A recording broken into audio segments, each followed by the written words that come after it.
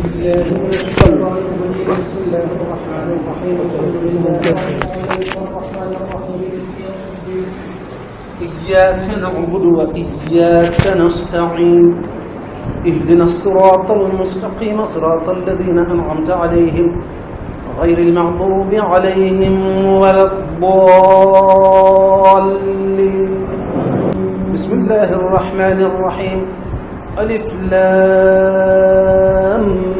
ميم. ذلك الكتاب لا ريب فيه هدى للمتقين الذين يؤمنون بالغيب ويقيمون الصلاة ومما رزقناهم ينفقون والذين يؤمنون بما أنزل إليك وما أنزل من قبلك وبالآخرة هم يوقنون أولئك على هدى من ربهم وأولئك هم المفلحون. إن الذين كفروا سواء عليهم أنذرتهم أم لم تنذرهم لا يؤمنون. ختم الله على قلوبهم وعلى سمعهم وعلى أبصارهم غشاوة ولهم عذاب عظيم. ومن الناس من يقول آمنا بالله وباليوم الآخر وما هم بمؤمنين يخادعون الله والذين آمنوا وما يخادعون إلا أنفسهم وما يشعرون في قلوبهم مرض فزادهم الله مرضا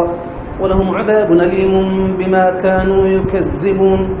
وإذا قيل لهم لا تفسدوا في الأرض قالوا إنما نحن مصلحون ألا إنهم هم المفسدون ولكن لا يشعرون. وإذا قيل لهم آمنوا أما آمن الناس قالوا أنؤمن كما آمن السفهاء ألا إنهم هم السفهاء ولكن لا يعلمون. وإذا لقوا الذين آمنوا قالوا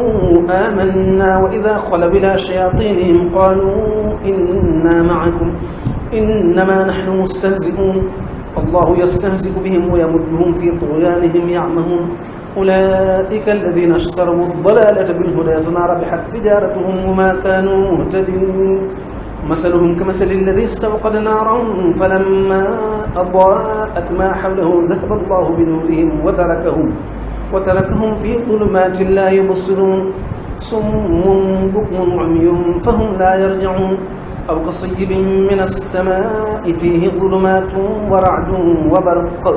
يجعلون أصابعهم في آذانهم من الصواعق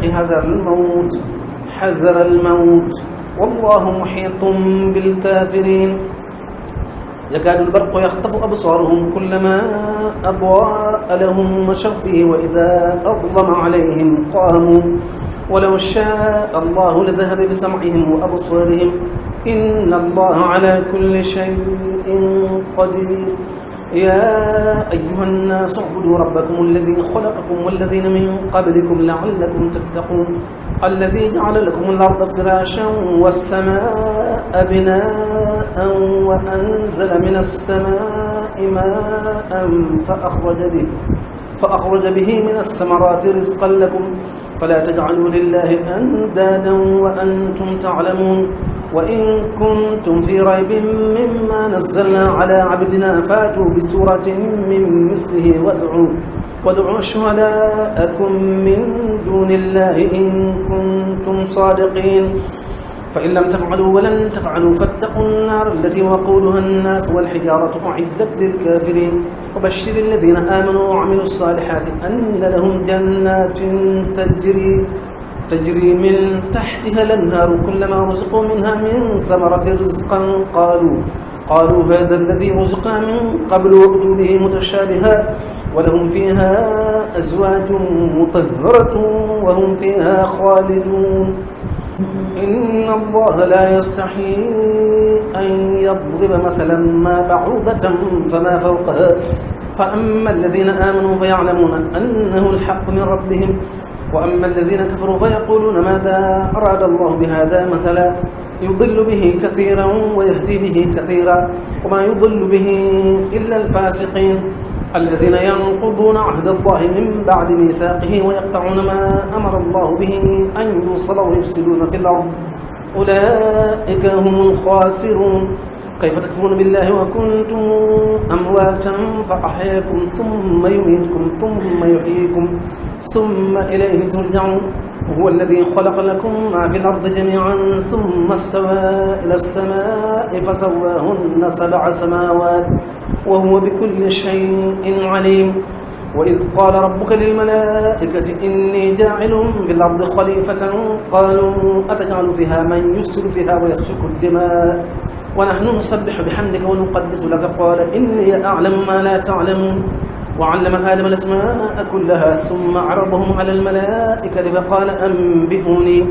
فقال أنبئوني بأسماء هؤلاء إن كنتم صادقين قالوا سبحانك لا علم لنا إلا ما علمتنا إنك أنت العليم الحكيم قال يا آدم أنبئهم بأسمائهم فلما أنبأهم بأسمائهم قال ألم أقل لكم إني أعلم غيب السماوات والأرض وأعلم ما تبدون وما كنتم تكتمون وإذ قلنا للملائكة اسجدوا لآدم فسجدوا إلا إبليس أبى واستكبر وكان من الكافرين وقلنا يا آدم اسكن أنت وزوجك الجنة وكلا منها رغدا حيث شئتما ولا تقربا هذه الشجرة فتكونا من الظالمين فأزلهم الشيطان عنها فأخرجهما مما كانا فيه وقلنا اهبطوا بعضكم لبعض عدو ولكم في الأرض مستقر ومتاع إلى حين فتلقى آدم من ربه كلمات فتاب عليه إنه هو التواب الرحيم قلنا اهبطوا منها جميعا فإما يأتينكم مني هدى فمن تبع هداي فلا خوف عليهم ولا هم يحزنون والذين كفروا وكذبوا بآياتنا أولئك أصحاب النار هم فيها خالدون يا بني إسرائيل اذكروا نعمتي التي أنعمت عليكم وأوفوا بعهدكم وإياي فارهبون وآمنوا بما أنزلت مصدقا لما معكم ولا تكونوا أول كافر به ولا تشتروا بآياتي ثمنا قليلا وإياي فاتقون ولا تلبسوا الحق بالباطل وتكتموا الحق وأنتم تعلمون وأقيموا الصلاة وآتوا الزكاة واركعوا مع الراكعين أتأمرون الناس بالبر وتنسون أنفسكم وأنتم تتلون الكتاب أفلا تعقلون واستعينوا بالصبر والصلاة وإنها لكبيرة إلا على الخاشعين الذين يظنون أنهم ملاقو ربهم وأنهم إليه راجعون يا بني إسرائيل اذكروا نعمتي التي أنعمت عليكم وأني فضلتكم على العالمين واتقوا يوما لا تجزي نفس عن نفس شيئا ولا يقبل منها شفاعة ولا يؤخذ منها عدل ولا هم ينصرون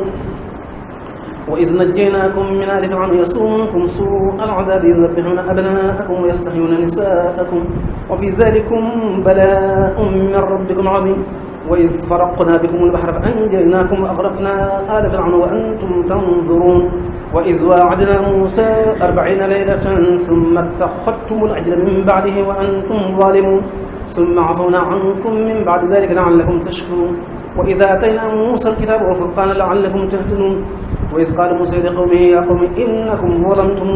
أنفسكم باتخاذكم العجل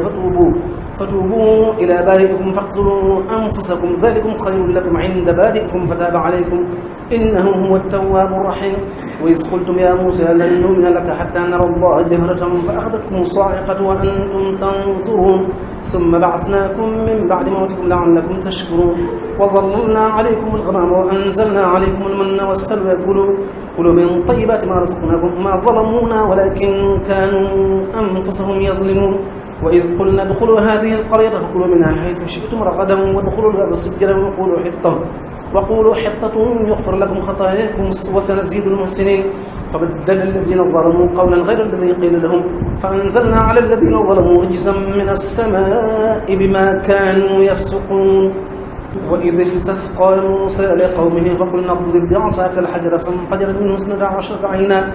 قد علم كل أناس مشربهم كلوا واشربوا من رزق الله ولا تعصوا في الأرض مفسدين وإذ قلتم يا موسى لن نصبر على طعام واحد فادع لنا ربك يخرج لنا مما تنبت الأرض من بقلها وقثائها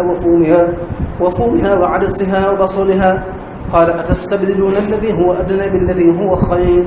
اهبطوا مصرا فإن لكم ما سألتم وضربت عليهم الذلة مسكنة وباءوا بغضب من الله ذلك بأنهم كانوا يكفرون بآيات الله ويقتلون النبيين بغير الحق ذلك بما عصوا وكانوا يعتدون إن الذين آمنوا والذين هادوا والنصارى والصابين من آمن بالله واليوم الآخر وعمل صالحا فلهم أجرهم عند ربهم ولا خوف عليهم ولا هم يحزنون وإذا أخذنا ميثاقكم ورفعنا فوقكم الطور خذوا ما آتيناكم بقوة واذكروا ما فيه لعلكم تتقون ثم توليتم من بعد ذلك فلولا فضل الله عليكم ورحمته لكنتم من الخاسرين ولقد علمتم الذين اعتدوا منكم في السبت فقلنا لهم كونوا قردة خاسئين فجعلناها نكالا لما بين يديها وما خلفها وموعظة للمتقين وإذ قال موسى لقومه إن الله يأمركم أن تذبحوا بقرة قالوا أتتخذنا هزؤا قال أعوذ بالله أن أكون من الجاهلين قالوا ادع لنا ربك يبين لنا ما هي قال إنه يقول إنها بقرة لا فارض ولا بكر عوان بين ذلك ففعلوا ما تمرون قالوا ادع لنا ربك يبين لنا ما لونها قال إنه يقول إنها بقرة صفراء فاقع لونها تسر الناظرين قالوا ادع لنا ربك يبين لنا ما هي إن البقرة تشابه علينا وإنا إن شاء الله لمهتدون قال إنه يقول إنها بقرة لا ذلول تثير الأرض ولا تسقي الحرث مسلمة لا شية فيها قالوا لا نجئت بالحق فذبحوها وما كانوا يفعلون وإذ قتلتم نفسا فادارأتم فيها والله مخرج ما كنتم تكتمون فقلنا اضربوه ببعضها كذلك يحيي الله الموتى ويريكم آياته لعلكم تعقلون ثم قست قلوبكم من بعد ذلك فهي كالحجارة أو أشد قسوة وإن من الحجارة لما يتفجر منه الأنهار وإن منها لما يشقق فيخرج منه الماء وإن منها لما يهبط من خشية الله وما الله بغافل عما تعملون أفتطمعون أن يؤمنوا لكم وقد كان فريق منهم يسمعون كلام الله ثم يحرفونه من بعد ما عقلوه وهم يعلمون وإذا لقوا الذين آمنوا قالوا آمنا وإذا خلا بعضهم إلى بعض قالوا أتحدثونهم بما فتح الله عليكم يحاجوكم به عند ربكم أفلا تعقلون أولا يعلمون أن الله يعلم ما يسرون وما يعلنون ومنهم أميون لا يعلمون الكتاب إلا أماني وإن هم إلا يظنون فويل للذين يكتبون الكتاب بأيديهم ثم يقولون هذا من عند الله ليشتروا به ثمنا قليلا فويل لهم مما كتبت أيديهم وويل لهم مما يكسبون وقالوا لن تمسنا النار إلا أياما معدودة قل اتخذتم عند الله عهدا فلن يخلف الله عهده أم تقولون على الله ما لا تعلمون بلى من كسب سيئة وأحاطت به خطيئاته فأولئك أصحاب النار هم فيها خالدون والذين آمنوا وعملوا الصالحات أولئك أصحاب الجنة هم فيها خالدون وإذا أخذنا ميثاقكم ورفعنا فوقكم الطور خذوا ما آتيناكم بقوة واذكروا ما فيه لعلكم تتقون ثم توليتم من بعد ذلك فلولا فضل الله عليكم ورحمته لكنتم من الخاسرين وإذا أخذنا ميثاق بني إسرائيل لا تعبدون إلا الله بالوالدين إحسانا وذي القربى واليتامى والمساكين وقولوا للناس حسنا وأقيموا الصلاة وآتوا الزكاة ثم توليتم إلا قليلا منكم وأنتم معرضون وإذا أخذنا ميثاقكم لا تسفكون دماءكم ولا تخرجون أنفسكم من ديركم ثم أقررتم وأنتم تشهدون ثم أنتم هؤلاء تقتلون أنفسكم وتخرجون فريقا منكم من ديرهم تظاهرون عليهم بالإثم والعدوان وإن ياتوكم أسارى تفادوهم وهو محرم عليكم إخراجهم أفتؤمنون ببعض الكتاب وتكفرون ببعض فما جزاء من يفعل ذلك منكم إلا خزي في الحياة الدنيا ويوم القيامة يردون إلى أشد العذاب وما الله بغافل عما يعملون أولئك الذين اشتروا الحياة الدنيا بالآخرة فلا يخفف عنهم العذاب ولا هم ينصرون ولقد آتينا موسى الكتاب وقفنا من بعده بالرسل وآتينا عيسى ابن مريم البينات وأيدناه بروح القدس أفكلما جاءكم رسول بما لا تهوى أنفسكم استكبرتم ففريقا كذبتم وفريقا تقتلون وقالوا قلوبنا غلف بل لعنهم الله بكفرهم فقليلا ما يؤمنون ولما جاءهم كتاب من عند الله مصدق لما معهم وكانوا من قبل يستفتون على الذين كفروا فلما جاءهم ما عرفوا كفروا به فلعنة الله على الكافرين بئس ما اشتروا به أنفسهم أن يكفروا بما أنزل الله بغيا أن ينزل الله من فضله على من يشاء من عباده فباءوا بغضب على غضب وللكافرين عذاب مهين وإذا قيل لهم آمنوا بما أنزل الله قالوا نؤمن بما أنزل علينا ويكفرون بما وراءه والحق مصدقا لما معهم قل فلم تقتلون أنبياء الله من قبل إن كنتم مؤمنين ولقد جاءكم موسى بالبينات ثم اتخذتم العجل من بعده وأنتم ظالمون وإذا أخذنا ميثاقكم ورفعنا فوقكم الطور خذوا ما آتيناكم بقوة واسمعوا قالوا سمعنا وعصينا وأشربوا في قلوبهم العجل بكفرهم قل بئس ما يأمركم به إيمانكم إن كنتم مؤمنين قل إن كانت لكم الدار الآخرة عند الله خالصة من دون الناس فتمنوا الموت إن كنتم صادقين ولن يتمنوا أبدا بما قدمت أيديهم والله عليم بالظالمين ولتجدنه حرص الناس على حياتهم من الذين أشركوا يود أحدهم لو يعمر 1000 سنة وما هو بمزحزحه من العذاب أن يعمر والله بصير بما يعملون قل من كان عدوا لجبريل فإنه نزله على قلبك بإذن الله مصدقا لما بين يديه وهدى وبشرى للمؤمنين من كان عدوا لله وملائكته ورسله وجبريل وميكائيل فإن الله عدو للكافرين ولقد أنزلنا إليك آيات بينات وما يكفر بها إلا الفاسقون أو كلما عاهدوا عهدا نبذه فريق منهم بل أكثرهم لا يؤمنون ولما جاءهم رسول من عند الله مصدق لما معهم نبذ فريق من الذين أوتوا الكتاب كتاب الله وراء ظهورهم كأنهم لا يعلمون واتبعوا ما تتلو الشياطين على ملك سليمان وما كفر سليمان ولكن الشياطين كفروا يعلمون الناس السحر وما أنزل على الملكين ببابل هاروت وماروت وما يعلمان من أحد حتى يقولا إنما نحن فتنة فلا تكفر فيتعلمون منهما ما يفرقون به بين المرء وزوجه وما هم بضارين به من أحد إلا بإذن الله ويتعلمون ما يضرهم ولا ينفعهم ولقد علموا لمن اشتريه ما له في الآخرة من خلاق ولبئس ما شروا به أنفسهم لو كانوا يعلمون ولو أنهم آمنوا واتقوا لمثوبة من عند الله خير لو كانوا يعلمون يا أيها الذين آمنوا لا تقولوا راعنا وقولوا انظرنا واسمعوا وللكافرين عذاب أليم ما يود الذين كفروا من أهل الكتاب والمشركين أن ينزل عليكم من خير من ربكم والله يختص برحمته من يشاء والله ذو الفضل العظيم ما ننسخ من آية أو ننسها نأت بخير منها أو مثلها ألم تعلم أن الله على كل شيء قدير ألم تعلم أن الله له ملك السماوات والأرض ما لكم من دون الله من ولي ولا نصير أم تريدون أن تسألوا رسولكم كما سئل موسى من قبل ومن يتبدل الكفر بالإيمان فقد ضل سواء السبيل ود كثير من أهل الكتاب ليردونكم من بعد إيمانكم كفارا حسدا من عند أنفسهم من بعد ما تبين لهم الحق فاعفوا واصبروا حتى يأتي الله بأمره إن الله على كل شيء قدير وأقيموا الصلاة وآتوا الزكاة وما تقدموا لأنفسكم من خير تجدوه عند الله إن الله بما تعملون بصير وقالوا لن يدخل الجنة إلا من كان هودا أو نصارى تلك أمانيهم قل هاتوا برهانكم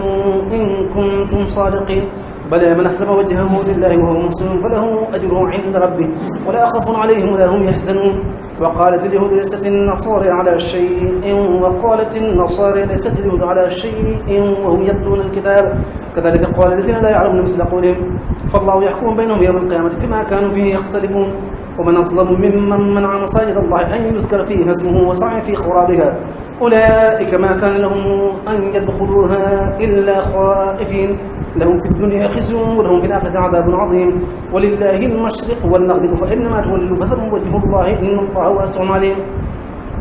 ولله المشرق والمغرب فأينما تولوا فثم وجه الله إن الله واسع عليم وقالوا اتخذ الله ولدا سبحانه بل هما في السماوات والأرض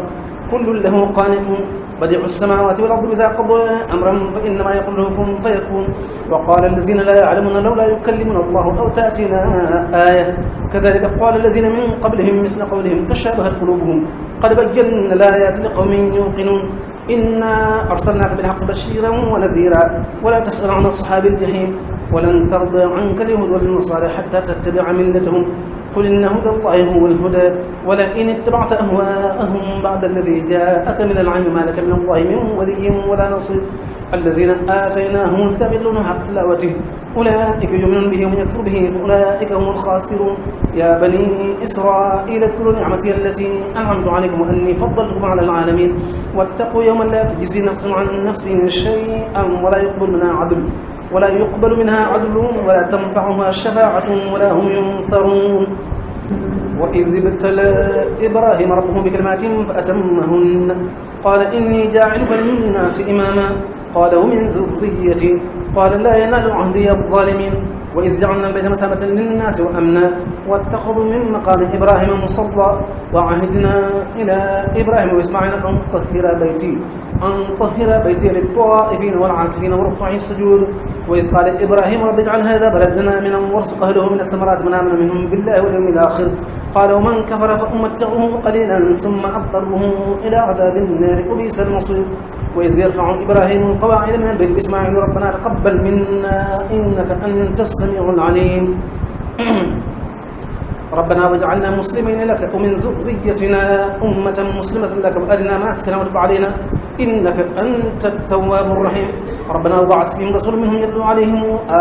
آياتك ويعلمهم الكتاب ويزكيهم إنك أنت العزيز الحكيم ومن يرغب عن ملة إبراهيم إلا من سفح نفسه ولقد اصطفيناه في الدنيا وإنه في الآخرة لمن الصالحين إذ قال له ربه أسلم قال أسلمت لرب العالمين وأوصى بها إبراهيم بنيه ويعقوب يا بني إن الله اصطفى لكم الدين فلا تموتن إلا وأنتم مسلمون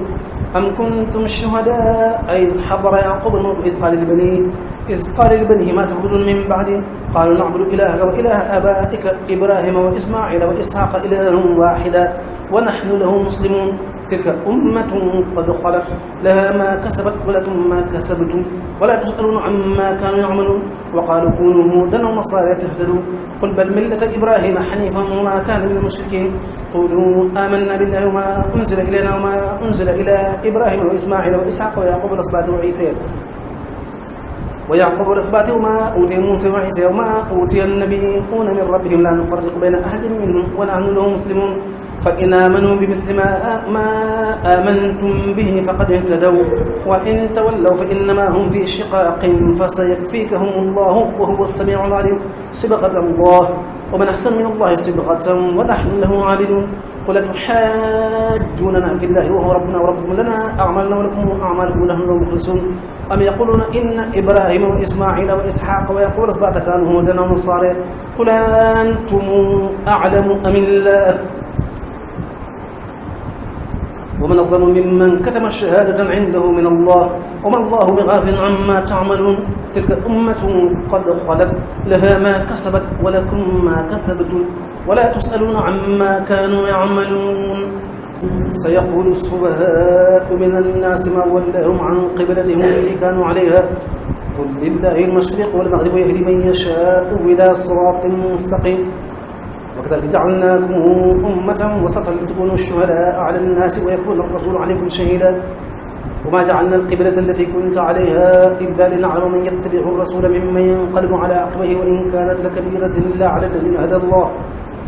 وما كان الله ليضيع إيمانكم إن الله بالناس لرؤوف رحيم قد نرى تقلب وجهك في السماء فلنولينك قبلة ترضاها والذي شطر المسجد الحرام وحيث ما كنتم فولوا وجهكم شطره وإن الذين أوتوا الكتاب لا يعلمون أنه الحق من ربهم وما الله بغافل عما يعملون ولئن أتيت الذين أوتوا الكتاب بكل آية ما تبعوا قبلتك وما أنت بتابع قبلتهم وما بعضهم بتابع قبلة بعض ولئن اتبعت أهواءهم من بعد ما جاءك من العلم إنك إذا لمن الظالمين الذين آتيناهم الكتاب يعرفونه كما يعرفون أبناءهم وإن فريقا منهم يكتمون الحق وهم يعلمون الحق من ربك فلا تكونن من الممترين ولكل وجهة هو موليها فاستبقوا الخيرات أينما تكونوا ياتكم الله جميعا إن الله على كل شيء قدير ومن حيث خرجت فول وجهك الشطر المسجد الحرام وإنه الحق من ربك وما الله بغافل عما تعملون ومن حيث خرجت فول وجهك شطر المسجد الحرام وحيث ما كنتم فولوا وجوهكم شطره لئلا يكون للناس عليكم حجة إلا الذين ظلموا منهم فلا تخشوهم واخشوني ولأتم نعمتي عليكم ولعلكم تهتدون كما أرسلنا فيكم رسولا منكم يتلو عليكم آياتنا ويزكيكم ويعلمكم الكتاب والحكمة ويعلمكم ما لم تكونوا تعلمون فاذكروني أذكركم واشكروا لي ولا تكفرون يا أيها الذين آمنوا استعينوا بالصبر والصلاة إن الله مع الصابرين ولا تقولوا لمن يقتل في سبيل الله أموات بل أحياء ولكن لا تشعرون ولنبلونكم بشيء من الخوف والجوع ونقص من الأموال والأنفس والثمرات بشر الصابرين الذين إذا أصابتهم مصيبة قالوا إنا لله وإنا إليه راجعون أولئك عليهم صلوات من ربهم ورحمة وأولئك هم المهتدون إن الصفا والمروة من شعائر الله فمن حج البيت أو اعتمر فلا جناح عليه أن يطوف بهما ومن تطوع خيرا فإن الله شاكر عليم إن الذين يكفرون ما أنزلنا من البينات والهدى من بعد ما بيناه للناس في الكتاب أولئك يلعنهم الله ويلعنهم اللاعنون إلا الذين تابوا وأصلحوا وبينوا فأولئك أتوب عليهم وأنا التواب الرحيم إن الذين كفروا ماتوا وهم كفار أولئك عليهم لعنة الله والملائكة والناس أجمعين خالدين فيها لا يخفف عنهم العذاب ولا هم ينظرون وإلهكم إله واحد لا إله إلا هو الرحمن الرحيم إن في خلق السماوات والأرض واختلاف الليل والنهار والفلك تجري في البحر ما ينفع الناس وما أنزل الله من السماء من ماء فأحيا به الأرض بعد موتها وبث فيها من كل دابة وتصريف الرياح والسحاب المسخر بين السماء والأرض لآيات لقوم يعقلون ومن الناس من يتخذ من دون الله أندادا يحبونهم كحب الله والذين آمنوا أشد حبا لله ولو ترى الذين ظلموا إذ يرون العذاب أن القوة لله جميعا وأن الله شديد العذاب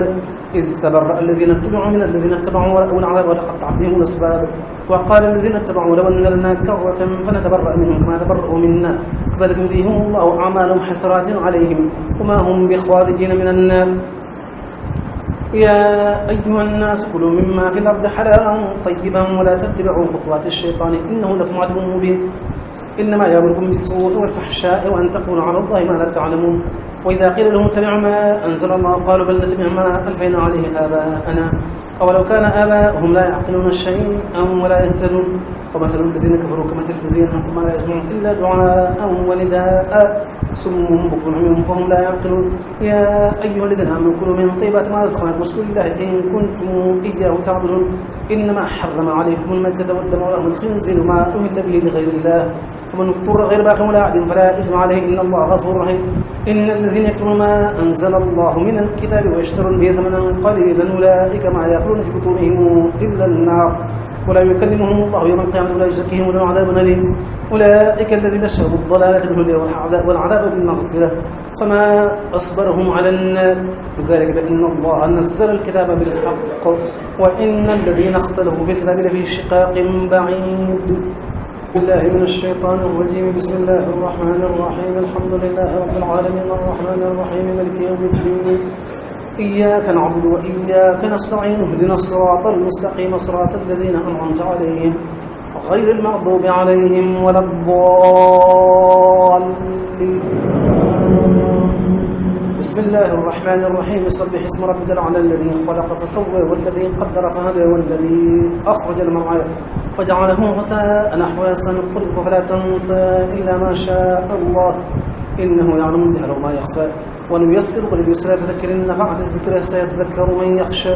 ويتجنبها الأشقى الذي يصلى النار الكبرى ثم لا يموت فيها ولا يحيا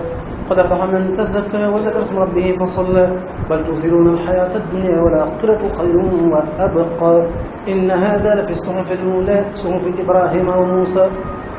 أعوذ بالله من الشيطان الرجيم بسم الله الرحمن الرحيم الحمد لله رب العالمين الرحمن الرحيم مالك يوم الدين إياك نعبد وإياك نستعين اهدنا الصراط المستقيم صراط الذين أنعمت عليهم غير المغضوب عليهم ولا الضالين بسم الله الرحمن الرحيم قل يا أيها الكافرون لا أعبد ما تعبدون ولا أنتم عابدون ما أعبد ولا أنا عابد ما عبدتم ولا أنتم عابدون ما أعبد لكم دينكم ولي الدين أعوذ بالله من الشيطان الرجيم بسم الله الرحمن الرحيم الحمد لله رب العالمين الرحمن الرحيم مالك يوم الدين إياك نعبد وإياك نستعين اهدنا الصراط المستقيم صراط الذين أنعمت عليهم غير المغضوب عليهم ولا الضالين بسم الله الرحمن الرحيم قل هو الله أحد الله الصمد لم يلد ولم يولد ولم يكن له كفوا أحد بسم الله الرحمن الرحيم قل أعوذ برب الفلق من شر ما خلق ومن شر غاسق إذا وقب ومن شر النفاثات في العقد ومن شر حاسد إذا حسد بسم الله الرحمن الرحيم قل أعوذ برب الناس ملك الناس إله الناس من شر الوسواس الخناس الذي يوسوس في صدور الناس من الجنة والناس.